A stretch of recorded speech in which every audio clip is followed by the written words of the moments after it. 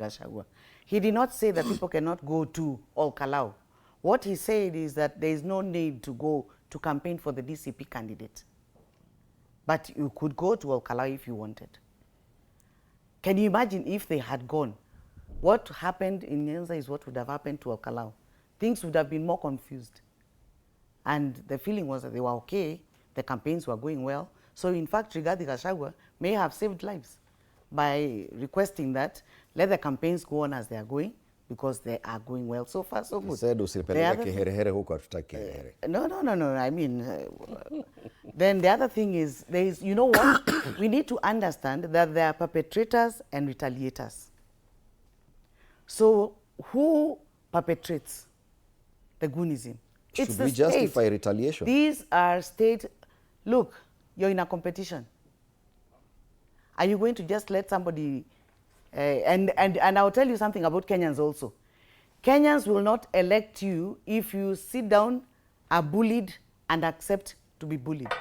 That is the first thing that they're going to say, you're not fit to be a leader.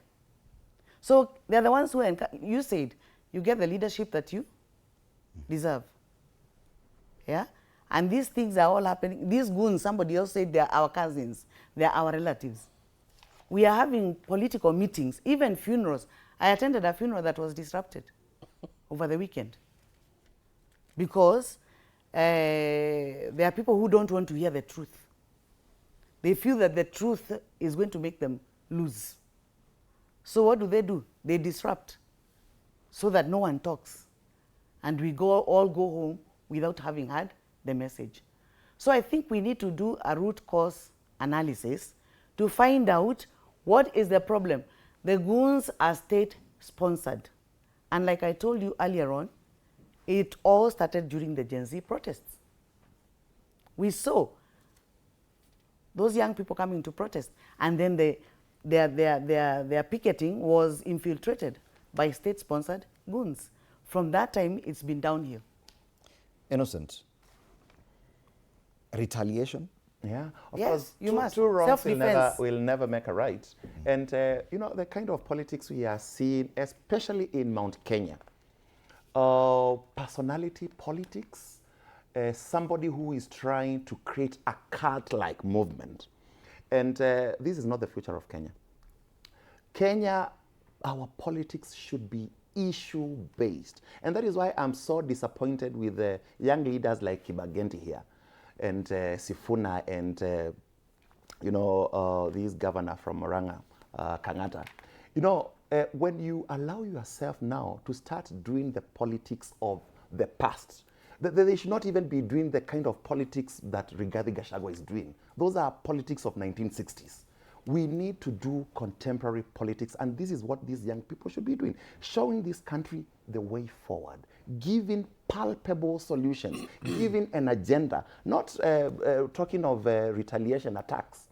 Number two, we should not be very, very quick to apportion blame to the state as the perpetrators of these goons, because we have agencies in this country that are quite constitutional, very well structured.